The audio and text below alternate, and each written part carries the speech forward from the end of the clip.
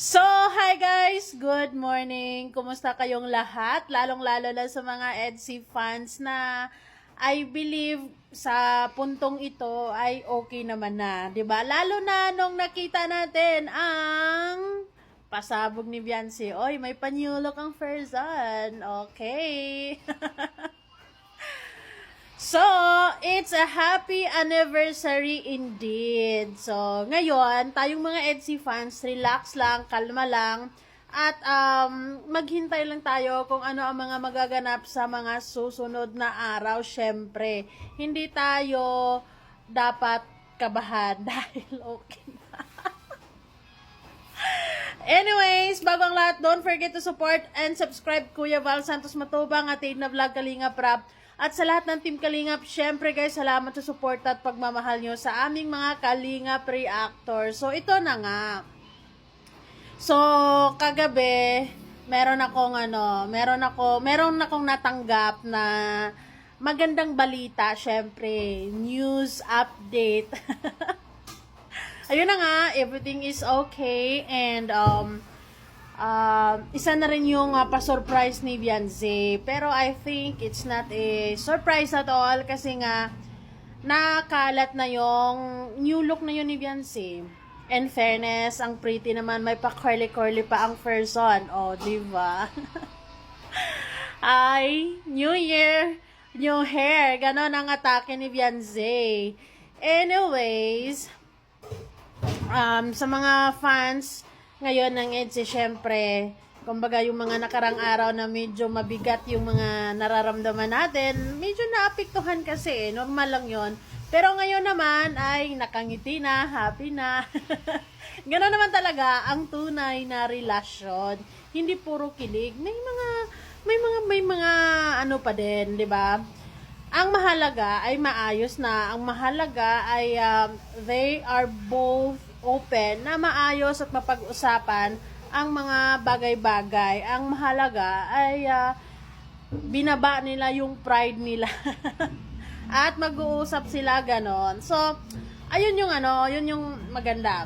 So, ngayon si Kalinga Pido, I don't know if nandyan sila dyan sa Tagaytay or sa Batangas ba. Pero, ayun, bukas or sa 20, andito na rin naman si Beyonce sa Manila. So, magkikita-kita lang din naman sila dito. So, yun! Surprise! New look! Ganon ba yun? Ganon yung atake, 'di ba? So, ayun. Bagay na bagay naman kay Beyonce yung new look niya, yung kulay ng buhok niya, mas lalong actually, yun ata yung kulay ng buhok niya nung last vacation, di ba? Pero, binalik sa pagka-black kasi bawal ata sa school nila yung may kulay ko, no? Or, hindi naman talaga ganon ang reason. Gusto lang ni Beyonce ng black hair. And then, ngayon, back to, Latina. Latina! So, yan, yan lang guys, isa yan sa mga pinakamagandang balita na natatanggap natin at syempre nakikita natin yan na ayun na nga, new look, it's giving a new start and syempre mas masaya, 'di ba? Mas masayang celebration.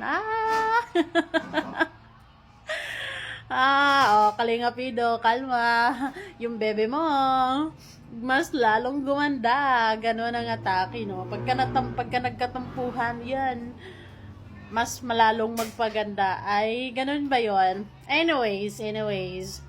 Ako naman, syempre,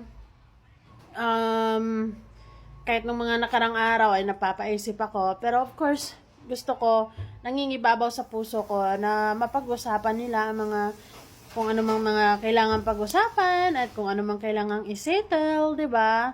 Para mas magiging masaya, 'di ba? Para mas magiging masaya yung anniversary, yung Pasko, yung New Year, at kung ano mang mga gagawing twist ni Kalinga Prab. And kung ano man ang kung ano mang drama na gagawin nila sa 2026, panatag tayo dahil alam natin na okay lang. Diyos ko po, nakakaloka.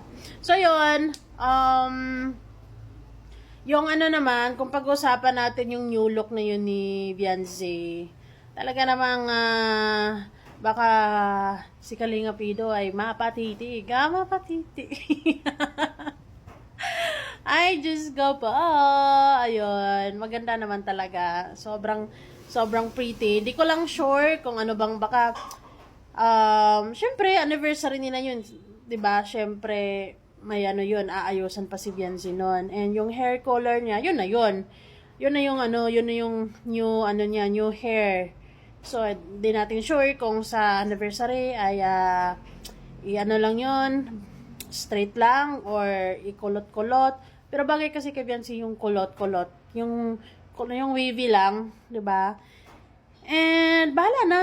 Kasi sigurado naman ay, everything is already organized and prepared. Inaantay na lang yung tamang araw. And syempre sila, 'di ba? Lahat ng mga kailanganin ay nakahanda na nga.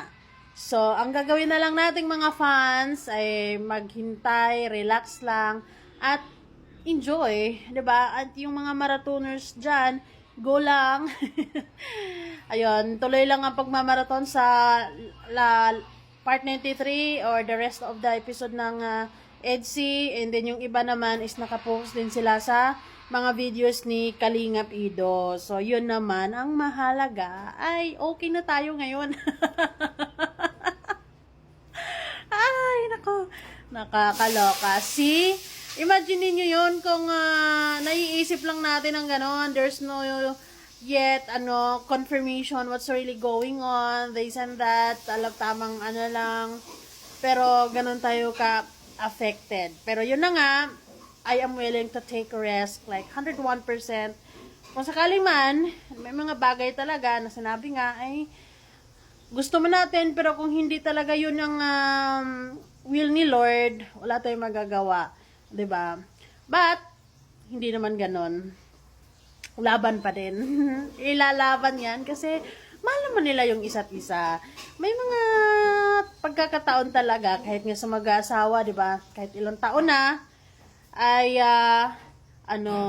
kahit ilang taon na ay meron pa ding mga hindi pagkakaunawaan. So same with Beyonce and Kalingap Ido, sigurado marami pa silang mga tampuhan, marami pang mga problema, mga challenges na kakaharapin nila. At ayun na nga, doon natin mas lalo pang masusubok kung gaano sila katatag para sa isa't isa and kung gaano sila kawiling ipaglaban yung isa't isa at kung gaano sila kahanda, 'di ba, sa mga changes din, 'di ba? Kasi somehow yung mga pagbabago na yan is hindi mapipigilan. So yon, masaya ako kahapon sa live ko kahapon kasi nga nakatanggap ako ng news update na okay na ang lahat, na pag-uusapan ng mga bagay-bagay. And then yun, plus kagabi pa may nagsabi sa akin na ganun nga yung nangyari. And actually wala akong plan na na magawa ng reaction because sabi nga surprise, nagkalat na so pag-usapan na lang din natin, 'di ba? Kumbaga, may mga nagpo-post na kasi, hindi na rin napapipigilan yung excitement ng mga tao, lalo na ako. Kagabi pa actually, yung thumbnail na to, kagabi pa yan. Kasi, so yan, maraming salamat din syempre sa show Solid EDC na, na nakakausap natin, magbigay tayo ng mga thoughts and all, and kumbaga, magpapalit-palitan lang kayo ng mga ideas what's going on. 'Di ba? So, yun lamang guys. Salamat. Abangan na lang natin ang matinding pasabog sa second anniversary. Syempre naman. Yun yung pinaka-highlights sa taong ito para sa mga EDC fans. Ang second anniversary nila, Kalingap Ball, and New Year. That's it. Merry Christmas.